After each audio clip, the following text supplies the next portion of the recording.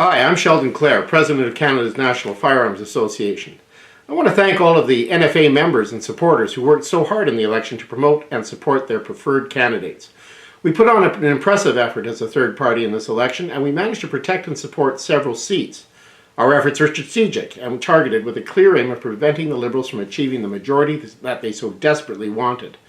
In that, we seem to have succeeded, although there are certainly a number of other issues around balloting and counting that affected a bit of the results. Lessons learned from this election are being applied to get ready for the next one. First of all, the opposition Conservative Party of Canada needs to purge its backroom and develop policies that work for Conservative supporters. Clearly, pandering to left-of-centre voters has failed again. Isolating base supporters and appearing to flip-flop on key issues has significantly hurt that party's ability to be the big blue tent it claims to be. There are strategic and operational decisions that hurt the CPC chances. These included a top-down approach that was not consultative and campaign flip-flops which sowed dissent in the base. Many voters stayed home, and quite a few voted for minor parties that had no chance of electing candidates. It is possible that vote shifts away from the CPC cost the party something like 19 seats that would have otherwise been attainable. O'Toole and his team will have contemplated their respective futures and made some hard choices by this time. Now, the leader to replace O'Toole, if that is what happens, will need to be much more populist, aggressive, and steady in the face of challenges and controversy than his or her predecessors.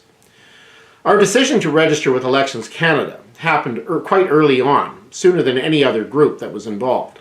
Our plan to make use of a focused and well-crafted multimedia campaign was very effective.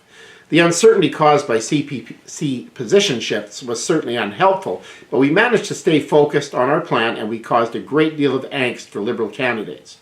Our efforts successfully attracted significant earned media, which furthered our message. Lessons learned were to once again start early and build a strong war chest to be ready for the next election. Another lesson we learned is that we need more of us to be involved in party politics, at least locally, but also higher up in order to better influence policy. Our lobbying efforts must increase, and we need to reach more MPs who may not be fully aware of our capabilities and our goals. We can be proud that we made a difference this past election. One resulting factor is that with Trudeau winning is he's going to have to take responsibility for what appears to be an imminent economic crisis, and it will quite likely happen on his watch. So the question for firearms owners is simple. What's next? Well, now that the election is over, without a strong national mandate for any party and considerable resistance to every political choice, the NFA will need to redouble its efforts.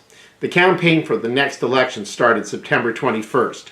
Our issues need to be re-emphasized, and we will continue to identify our political allies and enemies. Make no mistake, the Liberals really hate us. We are expecting the Trudeau government to engage in further orders in council that will go after even more firearms. Be ready to fight that fight as it develops. Our court fight on the order in council will need to be the focus in the short term, and a victory there is essential. Really though, it will be about the next election, being present to drive effective policies, and choosing steady and reliable people to serve Canadians. So, for your goals right now, stay steady, be focused, and keep the pressure up. Keep your firearms oiled and your powder dry, and never, ever give up your guns.